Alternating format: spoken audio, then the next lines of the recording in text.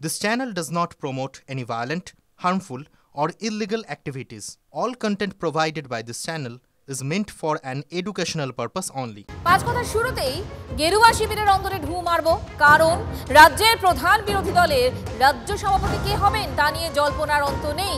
তথাগত রায়, অর্জুন সিং তো শুভেন্দু অধিকারীর নাম ধরেই সওয়াল করেছেন। আজ বিতর্ক অনেকটা বাড়িয়ে দিয়েছেন আবার অগ্নিমিত্রা পাল। আপোষহীন সভাপতি বলতে কি বোঝাতে চাইলেন বিজেপি বিধায়ক? কোনো মন্তব্য করতে না চেয়েও সুকান্ত বললেন শনি পুজোর সাউন্ড বক্স বাজছে, সতীর্থদের কটাক্ষ। কে হবেন বঙ্গ বিজেপির ক্যাপ্টেন? জোর তরজা রাজ্যের প্রধান বিরোধী দলের অন্দরে। কেন্দ্রীয় প্রতিমন্ত্রী হওয়ায় দলের নিয়ম মেনেই রাজ্য সভাপতির পদ থেকে সরবার কথা সুকান্ত মজুমদারের। সুকান্তর জায়গায় কে? শুক্রবার শুভেন্দু অধিকারীর হয়ে সওয়াল করেছিলেন তথাগত রায়। শুভেন্দু অধিকারী দলের মধ্যে অন্যতম বা যোগ্যতম পারফর্মার। রবিবার তথাগত সুরে গলা মেলালেন অর্জুন সিংও। বিরোধী নেতৃত্ব হিসাবে যদি বাংলার মানুষ যদি কাউকে ধরে রাখে তার নামে শুভেন্দু অধিকারীকে। যে শুভেন্দু তার উপরে দল যদি বিশ্বাস করে ছেড়ে দেয়, 2026-এ দল রিটার্ন গিফট পাবে। 2026 বাংলায় বিজেপি ক্ষমতা আসবে। শুধু তাই নয়, সুকান্ত মজুমদারের পারফরমেন্স নিয়েও কাটাছেড়া করতে শোনা যায় অর্জুনকে। ব্যর্থতা বলবো না, কিন্তু সফলও হননি। ব্যর্থতা নয়, বাট সফল হয়নি। মিনিস্টার আছেন, মিনিস্টার হিসাবে উনি কাজ করুন। আপোষহীন রাজ্য সভাপতি চেয়ে বিতর্কে ইন্ধন জুগিয়েছেন অগ্নিমিত্রা পালও। আমাদের রোজ অত্যাচার হয়, আমাদের রোজ কেস খেতে হয়, আমাদের খুন হচ্ছে, আমাদের বোনেদেরকে ধর্ষণ করছে। আমাদের কাছে যেই প্রেসিডেন্ট হোক, নন কম্প্রোমাইজিং ভাবে এই সরকারের সাথে চোখে চোখ রেখে লড়াই করবে, আমরা শুধু সেটা চাই। এতদিন কি তবে আপোষ হয়েছে? কম্প্রোমাইজ হয়ে গেছে হচ্ছে সে কথা বলবো না, হাতে 1 বছর সময়। অগ্নিমিত্রা আপোষ হয়নি বললেও বিতর্ক বাড়িয়ে দিয়েছেন। শুরুতে সতীর্থদের কথায় কোনো প্রতিক্রিয়া দিতে চাননি সুকান্ত। রাজ্য সভাপতি করা আমার কাজ না, পার্টি আমাকে যে দায়িত্ব দিয়েছে আমি সেই কাজ করেছি। রাজ্য সভাপতির একটা পদ্ধতি আছে নির্বাচনে, সেই পদ্ধতি অনুসারে ভারতীয় জনতা পার্টি রাজ্য সভাপতি হয়। তবে তরজার জেরে সভাপতির ধৈর্যের বাঁধ যে একটু একটু করে ভাঙছে তার ছাপও ধরা পড়ছে সুকান্তর গলায়। দিল্লি যাওয়ার আগে সুকান্তর কটাক্ষ, কিছু লোকের কাজ নেই, তারা চেঁচায়। পাড়ায় যখন শনি পুজো হয় দেখেছেন তো, সাউন্ড বক্স বাজে, লোকে জানে গান হচ্ছে, কি গান হচ্ছে শোনে না। কিছু লোকের কাজ আছে ওরকম সাউন্ড বক্স বাজে। শুধুই কি সাউন্ড বক্স বাজছে? অভিমানের অনুরণন কি হচ্ছে না? 19-এর লোকসভা ভোটে বাংলায় বিজেপির ফল বারবার করে মনে করিয়ে দেওয়া দিলীপ ঘোষের মুখে দলের ঠিক ভুল। আমি পার্টির লড়াই করতে বলেছি, লড়েছি। আজ পার্টির সংগঠন করছি, আমি পার্টির কর্মী হিসাবে। সব ইচ্ছা মতো হবে, আমার ইচ্ছা রুচি মতো হবে এরকম হয় না পার্টিতে। পার্টি তার সুবিধা মতো করে, তারপরে ভুল ঠিক হয়, সবার জন্য পার্টি ভাবে। সুযোগ পেয়ে জাস্টিস ফর দিলীপ ঘোষ স্লোগানও তুলে দিয়েছেন কুণাল ঘোষ। ঘোষ বুঝতে পারছেন যে দলটা যেভাবে চলছে তাতে ভরাডুবি হবে, ফলে তিনি তার অনুভূতির কথা বলেছেন। আমরাও বলছি জাস্টিস ফর দিলীপ ঘোষ। এত তরজার মধ্যে প্রশ্ন ওই একটাই, কে হবেন বঙ্গ বিজেপির captain? Bureau report, TV9 Bangla. হ্যাঁ, তরজাই তো, রাজনীতি মানেই তো তরজা। রাজনীতির কারবারিরা যা করেন তা নিয়েও তরজা। এই যেমন ওয়াকফ সংশোধনী বিল, তা নিয়ে ব্যাপক টানাপোড়েন শুরু হয়েছে। সংসদ থেকে বিতর্কের ঢেউ বিধানসভায় এসে পৌঁছেছে। রাজনীতির ময়দানেও নামছে তৃণমূল। 30শে নভেম্বর তৃণমূলের সংখ্যালঘু সেলের উদ্যোগে রানী রাসমণিদের সভার আয়োজন, যা নিয়েও কটাক্ষ বিজেপি। ওয়াকফ সংশোধনী বিল পাশ করাতে দৃঢ় প্রতিজ্ঞ বিজেপি। প্রবল বাধা দিতে তৈরি বিরোধীরা, যে শিবিরে রয়েছে তৃণমূল কংগ্রেস। এমনকি পশ্চিমবঙ্গ বিধানসভার অধিবেশনে ওয়াকফ সংশোধনী বিলের নিন্দা প্রস্তাবও আনতে চলেছে সরকার, ফলে পারদ চড়ছে। 30% মুসলমান ভাই বোনেদেরকে খুশি করার জন্য তাদেরকে কেন আপনি অন্ধকারে রাখছেন? তাদের সমাজকে তো আপনি কোনো কিছু করেননি, তাদের উন্নয়নের কথা কোনোদিন ভাবেননি, শুধু তাদের ভোট ব্যাংকের জন্য কাজ করে গেছেন।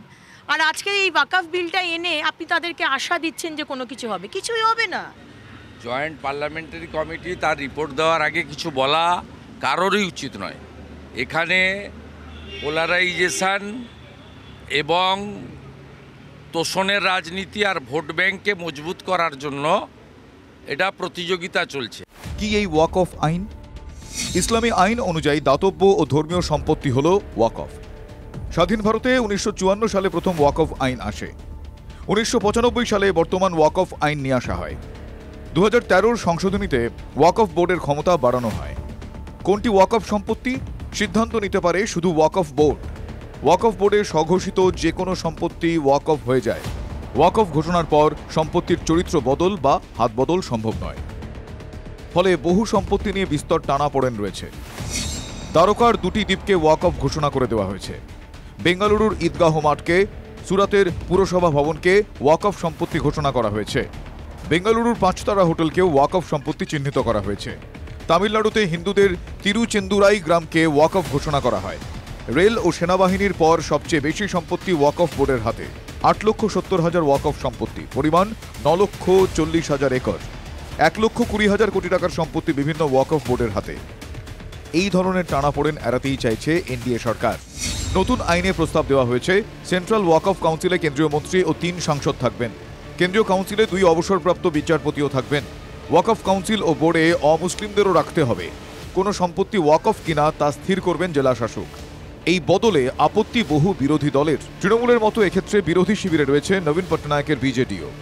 ভারতবর্ষের একটা দ্বিতীয় বৃহত্তম যে মাইনরিটি, তাদের সেন্টিমেন্টের ব্যাপারে ধর্মীয় মেরুকরণ করা যায়, তার জন্য একটা চেষ্টা চলছে।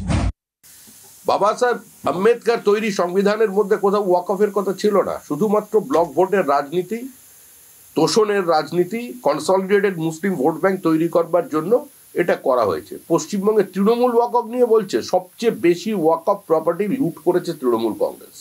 যে তৃণমূল কংগ্রেস একটু তৎপরতা দেখাবে ওয়াকফ নিয়ে, কারণ হচ্ছে ওয়াকফটা সরাসরি মুসলমানদের সাথে যুক্ত।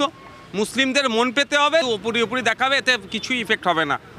ওয়াকফ সংশোধনী বিল নিয়ে যৌথ সংসদীয় কমিটির মেয়াদ বৃদ্ধির দাবি বিরোধীদের। 25টি বৈঠক হলেও সব পক্ষের বক্তব্য সঠিকভাবে শোনা হয়নি বলে অভিযোগ। মেয়াদ বৃদ্ধির আশ্বাস অধ্যক্ষের। 29শে নভেম্বর ওয়াকফ সংক্রান্ত রিপোর্ট জমা পড়বে কিনা তা নিয়ে প্রশ্নচিহ্ন। জ্যোতির্ময় কর্মকারের রিপোর্ট, TV9 বাংলা। পক্সো আইনে গ্রেফতার কয়লা পাচারে অভিযুক্ত গতকালই কলকাতা পুলিশের জালে বিকাশ মিশ্র। আর সেই গ্রেফতারি নিয়েও দরজা কেন? কয়লা মামলায় চার্জ ফ্রেমের আগের দিন পুলিশের হাজতে বিকাশ। আজ আসানসোলের বিশেষ সিবিআই আদালতে বিকাশের অনুপস্থিতির ফলে এর পিছল চার্জ গঠন। পরিকল্পনা মাফিক গ্রেফতার বলছেন বিরোধীরা, অভিযোগ ওড়ালো তৃণমূল।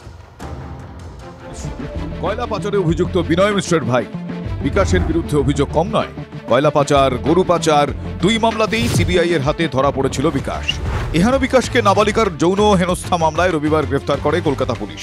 প্রিজন ভ্যানে ওঠার পথে বিস্ফোরক মন্তব্য করে।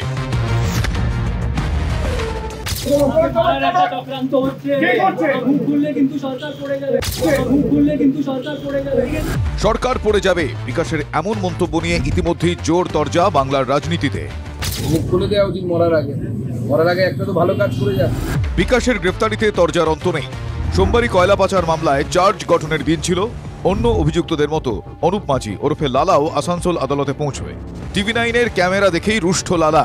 আদালতে পৌঁছানোর কথা ছিল বিকাশ মিশ্রেরও, কিন্তু রবিবার কলকাতা পুলিশ গ্রেফতার করায় বিকাশের আসানসোলে পৌঁছানোর উপায় ছিল না। ফলে সোমবারও চার্জ গঠন হয়নি।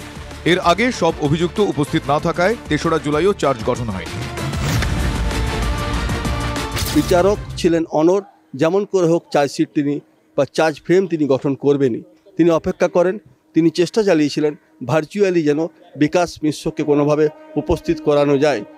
কিন্তু আলিপুর আদালতে কালীঘাট পুলিশের তরফ থেকে দেখা যায় বিকাশ মিশ্রকে পুলিশি হেফাজত নেওয়া হয়েছে, অর্থাৎ পুলিশি হেফাজত থাকাকালীন আর ভার্চুয়াল তাকে উপস্থিত করানো যায় না।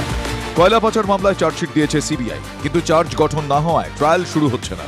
এমন মামলায় চার্জ গঠনের আগের দিনই কিনা অন্য মামলায় গ্রেফতার বিকাশ মিশ্রের মতো অভিযুক্ত।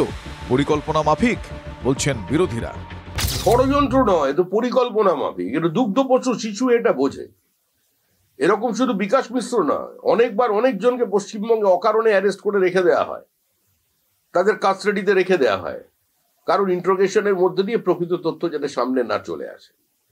এটা তৃণমূল কংগ্রেসের সরকারের স্ট্র্যাটেজি। যে প্রসিডিওরটা চলে চার্জ ফ্রেম এবং তার পরবর্তী, সেটা ওই একটা মামলার কারণে কয়েকদিন আটকে যেতে পারে বা একটু বিলম্বিত পারে। এগুলো হামেশাই এদিক ওদিক হয়ে থাকে। এটা কেউ ঠেকাতেও যায় না, ঠেকাতে গিয়েও কোনো লাভ নেই, কারণ কাল না হলে পরশু এটা করতেই হবে। এই স্ট্র্যাটেজি অবশ্য আগেও দেখেছে বাংলা। অনুব্রত মণ্ডলের দিল্লি যাত্রা ঠেকাতে জনৈক শিব ঠাকুর মণ্ডলের অভিযোগের ভিত্তিতে আচমকা কেষ্টকে গ্রেফতার করে দুবরাজপুর থানা।